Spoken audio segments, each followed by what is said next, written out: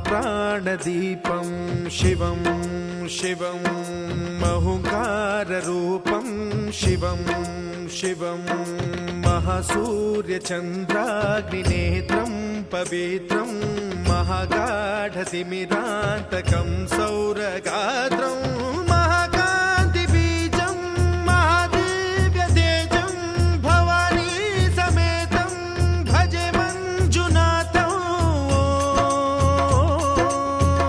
ॐ नमः शङ्कराय च मयस्कराय च नमः शिवाय च शिवतराय च भवहराय च महाप्राणदीपं शिवं शिवं भजे मञ्जुनाथं शिवं शिवं अद्वैतभास्करम् अर्धनारीश्वरं त्रिदशहृदयङ्गमं चतुर्दधिसङ्गमं पञ्चभूतात्मकं षट्शत्रुनाशकं सप्तस्वरेश्वरं अष्टसिद्धीश्वरं नवरसमनोहरं दशदिशासु विमलम् एकादशोज्ज्वलं मेकनाथेश्वरं प्रस्तुतिवशङ्करं प्रणतजनकिङ्करं दुर्जनभयङ्करं सज्जनशुभङ्करं प्राणिभवतारकं प्रकृतिहितकारकं भुवनभव्यभवनायकं भाग्यात्मकं रक्षकं ईशं सुरेशं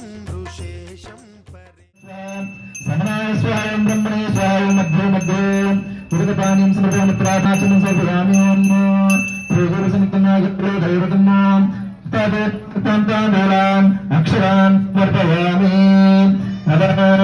ఆనందకర్పూరదీప కార్తీక మాసం మన పూజలు నిర్వహించారు. మీకేమనిపిస్తున్నది? ఓం నమ శివాయ.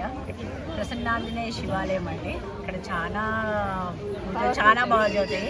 అయ్యగారు కానీ భక్తులు కానీ అందరూ సహకరిస్తారు. చాలా బాగా జరుగుతాయి. అసలు ఎక్కడ ఏ గుళ్ళో అభిషేకం కానీ ఇట్లా తీర్థ పూజలు కానీ పాలాభిషేకము, నెయ్యాభిషేకము, పుష్పాభిషేకాలు ఇవన్నీ చాలా బాగా జరుగుతాయి.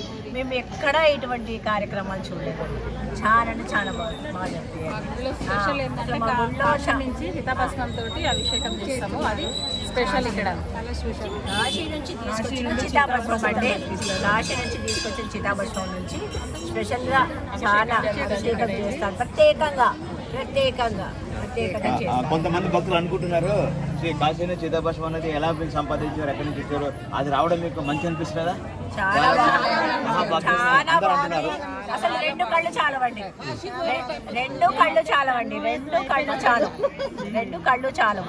అసలు చూస్తుంటే భక్తులు మొత్తం అందులో లీనమైపోతారండి. అన్నాభిషేకం కూడా చాలా బాగా చేస్తారు. అర్చకులు చేసిన విధానాలు కానీ అర్చకులు చేసిన విధానాలు బాగుంది. మంచి పాట పాడారు, మంచి భజన చేశారు, బాగుంది. చాలా బాగుంటుందండి.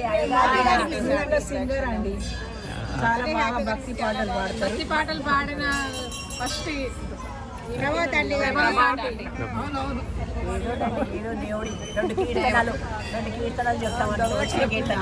సాయంత్రం పూట ఆకాశ దీపం మరియు ఓంకార దీపాలు ఉన్నాయని అందరూ చెప్తున్నారు.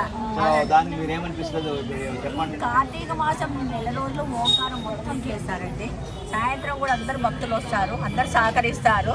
తర్వాత 6ంటికి ఆకాశ దీపం చేస్తారండి. భక్తులు చాలా మంది వస్తారండి. ఇవాళ కార్తీక సోమవారం కనుక లాస్ట్ వారం కనుక చాలా మంది భక్తులు వచ్చారండి. తర్వాత రోజు అయ్యగారు కార్తీక పురాణం కూడా చెప్తారు. ఫస్ట్ ఆకాశ దీపం పెడుతుందండి. ఆకాశ దీపం తర్వాత దీపారాధన చేసి ఓంకారం తర్వాత 5 కార్తీక పురాణం చదువుతారు. తర్వాత మేము శివ చాలీస చదువుతాము, గోపాడి చదువుతాము.